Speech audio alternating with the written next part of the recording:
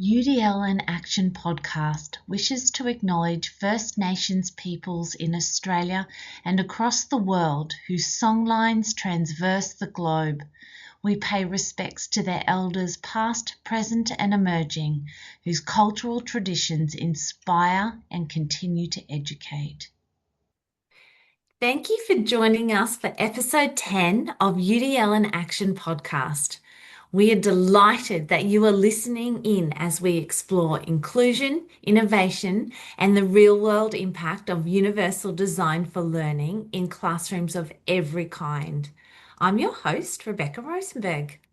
In each and every episode, we respond to real questions from real educators, teachers and leaders who are embracing learner diversity and reimagining inclusive practice. As always, I'm joined by my talented co-host, Rhonda Laswell from Bartholomew Consolidated School Corporation in Indiana. Rhonda brings her expertise, insight, and hands-on experience built over decades to every episode. Rhonda, welcome back. It's so good to be here. It's so lovely to see you. Thank you. It's always good to chat. Our questions today come from Zach, an early career teacher who works in a regional high school with 1,000 students. Our early career teachers are exposed to concepts of UDL while studying at university, but understanding the principles of UDL and then applying those UDL principles can be challenging when you have limited experience. Zach began teaching last year at the beginning of 2025 and was given a curriculum plan with units of work and assessments already written. Zach is keen to know, as we head into 2026, what are some practical ways of applying UDL to redesign or create assessment that is authentically inclusive? Oh, well, my brain first went to the idea of him already being handed a lot of things. And so what I would first recommend to him that would be beneficial is to take the guidelines and just lay it out and look at it like it's a placemat and look at the 3 principles, the 9 guidelines, and then anything he's already been given as an expectation, he should take that item and place it wherever it falls on the 9 guidelines so that he can begin to think from that perspective and then see if there's any holes where he could be doing something a little bit more.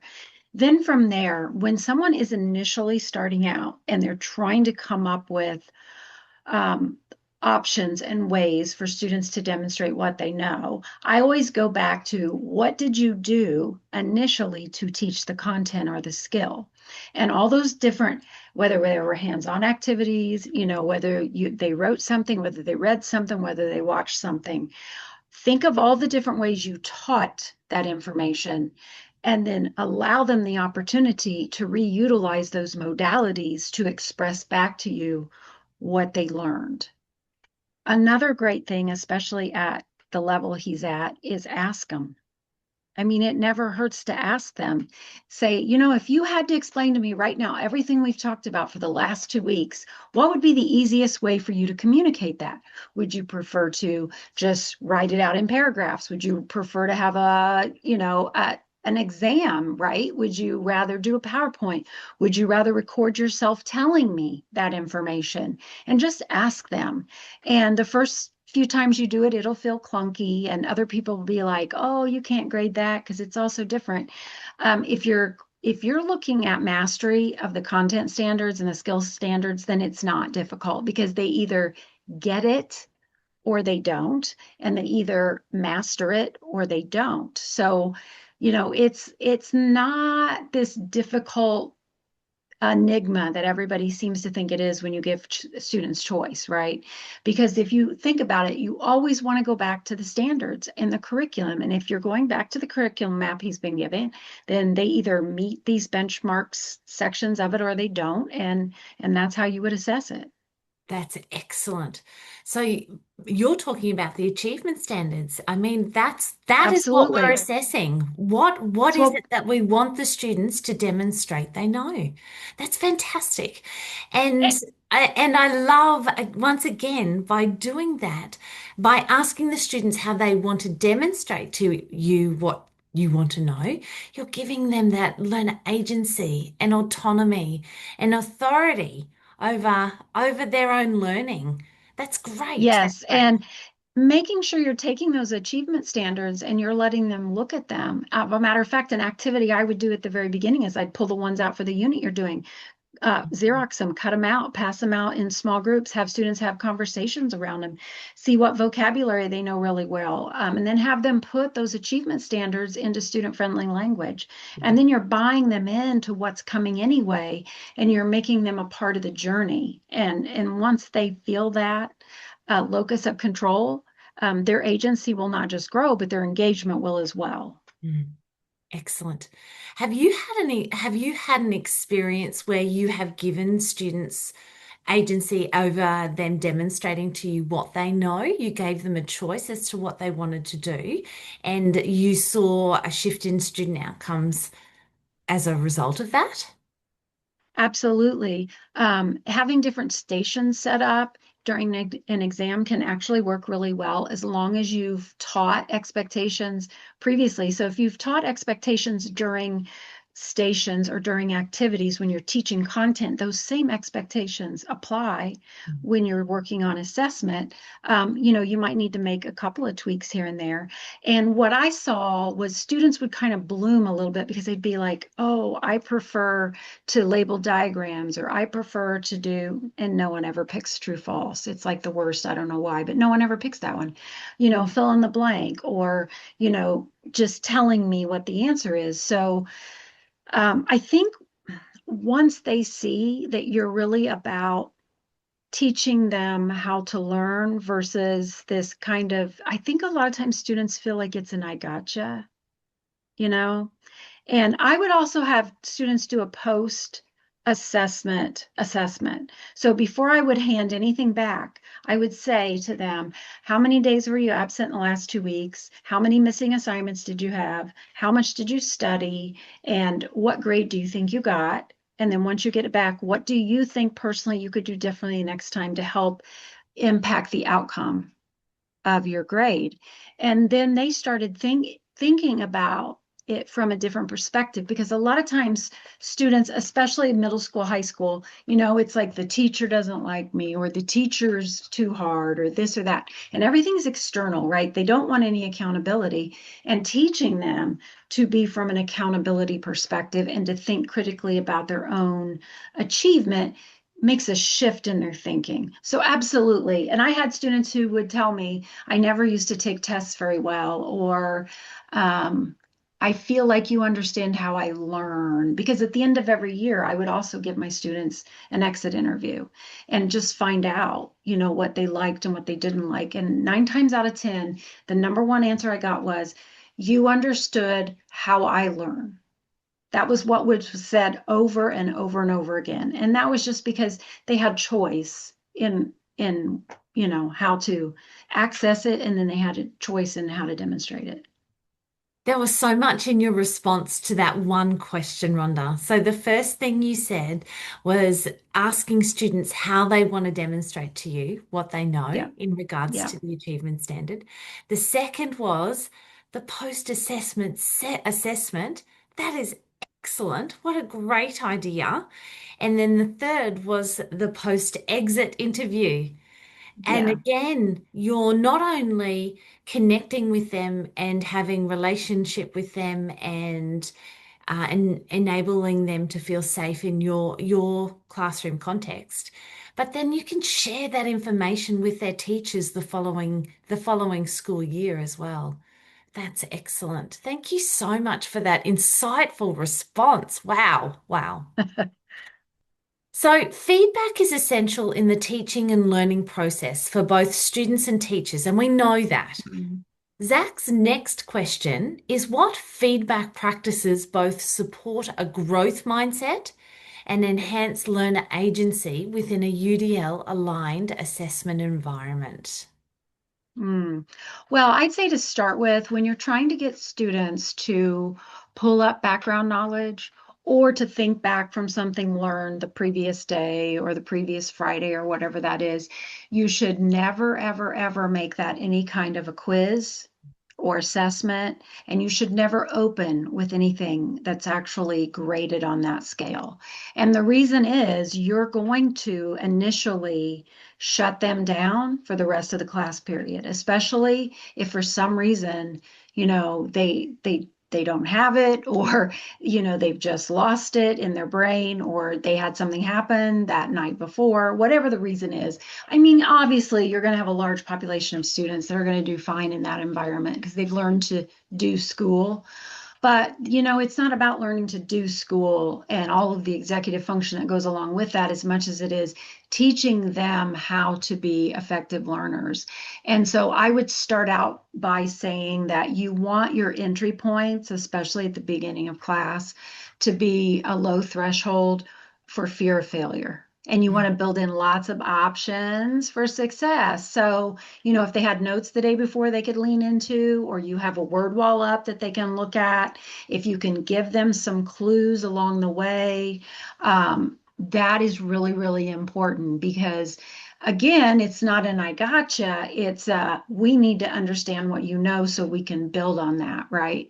And allowing them to see that connection of the old to the new is also really powerful because I think sometimes, especially, I go back to that age group again, they look at things and feel like a lot of things are disconnected. And if we aren't explicit about the connections, then they really struggle with organizing their thoughts. And they have a lot of distractions anyway. At that age, there's so much going on in their own lives. And if they're in sports or they're in extracurriculars of any kind, and, they've got families and they've got a lot going on too. And sometimes we forget, we're like, we have a lot going on in our lives and I'm teaching, but you know what? They have a lot going on in their lives and they're learning. And so you have to adopt that same attitude of kindness. And I would also say too that Brene Brown says this, clear is kind. I think we need to be clear, right? And keep things as simple and basic as we can so that they can dive into them deeper and they can get into more of the messy because they're engaged, not because we're trying to force feed them or give them a drink with a water hose, so to speak. So I don't know if I answered that question, actually. You sure did. You sure did. Basically, you're saying that when it comes to assessment, let's provide them with the prompts for success. So it's not Yes. just assessment of their knowledge, but they're continuing to learn along the way.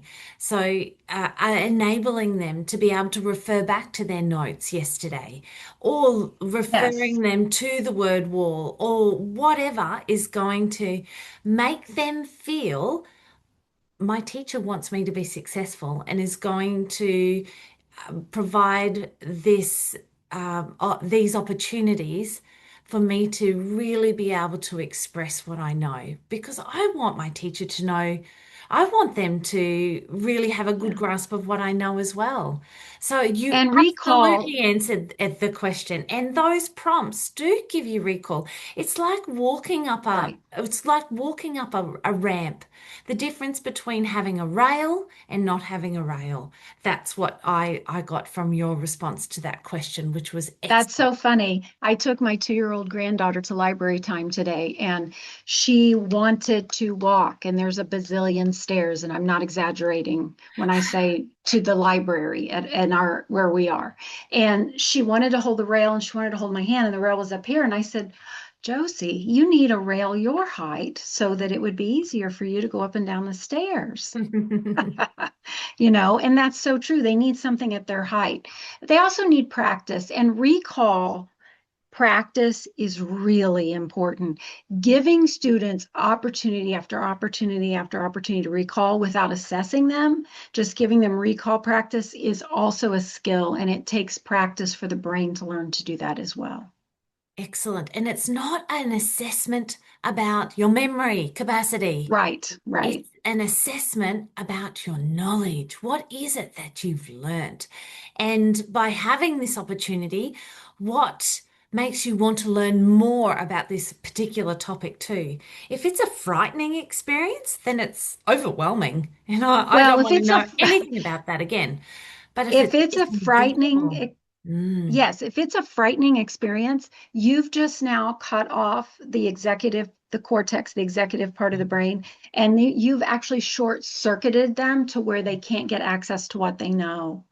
And that's another important thing that, when there's stress, whether it's stress over, oh my goodness, it's a pop quiz or whatever that stress is, you're immediately shutting down the higher order thinking part of the brain. And you're not giving the student access to what they actually know. And then they feel even more stupid because they know it, they can't get it out.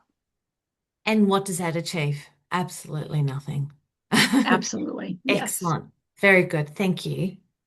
So, as Zach meets with his curriculum leaders now to plan the 2026 curriculum, his final question today is about the bigger picture, Rhonda. How can Mhm. schools revise or align their assessment policies and practices to better reflect and support universal design for learning principles?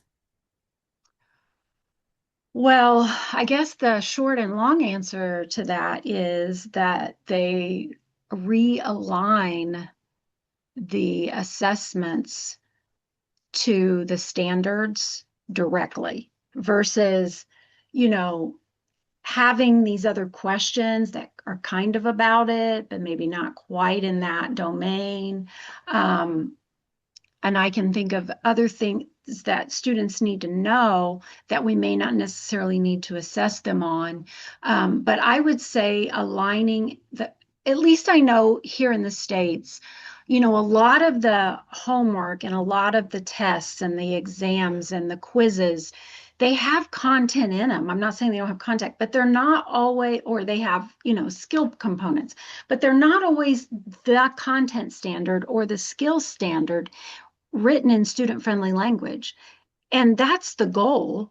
The goal is whether or not the student understands that information or that ability to do that if it's a skill standard.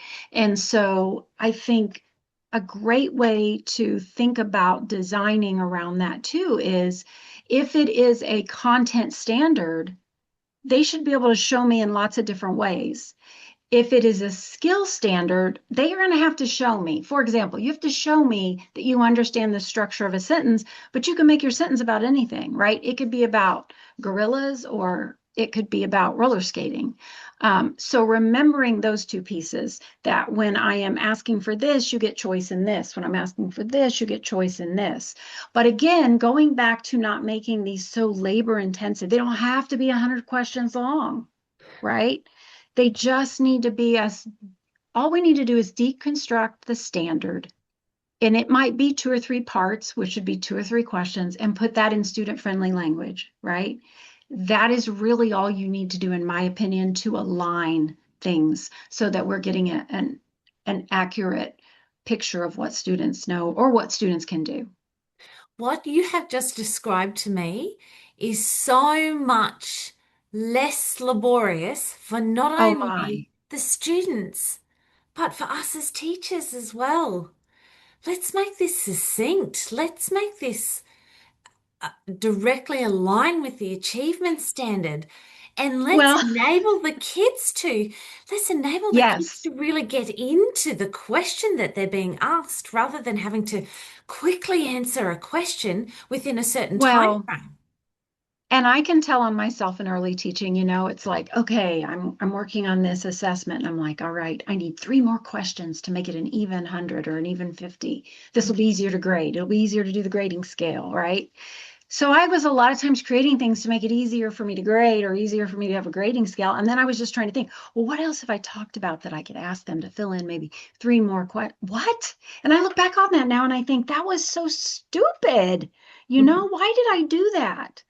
But, again, are we looking at it from their perspective and what they need to express to us? Or are we looking at it from how easy is it to grade and how easy is it to put in the grade book? And, I mean, I understand we're all tired and don't need more to do. But again, we're all tired and we don't need more to do. So, Exactly. And that's the point from your answer to the third question that Zach yeah, asked.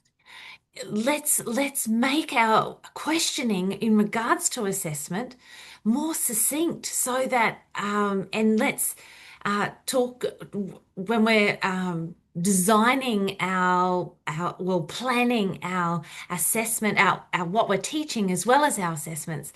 Let's really target that achievement standard and think about how we're going to align the assessment to what we're teaching in a right. manner that is not overwhelming, Right. especially And when the it comes test to the isn't a assessment. surprise, right? The test isn't a boop at the end, a surprise. Number one, students should never ever see anything on an assessment that they haven't already seen, ever. And number two, before we even start actually planning, we should know what the assessment's going to be. Great. Great. I loved your example of what you used to do as well. We can all relate. Oh my goodness. Right. Absolutely. Yeah. Rhonda, thank you once again for your wisdom and practical expertise.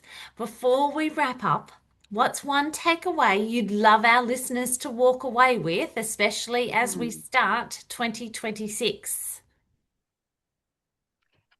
Assessment's not a dirty word. I think a lot of times for staff, because it's held over their head, and then for students, because it's held over their head, I think we need to make it a kinder word. And we need to make it something that's actually to be celebrated versus to be dreaded. Excellent. Very insightful. A big thank you to our listeners for your insightful questions, and thank you to all of you leading this important work. If today's episode sparked ideas or reflections, we'd love to hear from you. You can email us at udl.in.action.podcast@gmail.com. And if you'd like the show notes or resources mentioned, just get in touch. Until next time, keep designing for possibility, not predictability. This has been the UDL in Action podcast. Subscribe, share, and keep the conversation going. We'll see you next time. Bye for now. Toodaloo.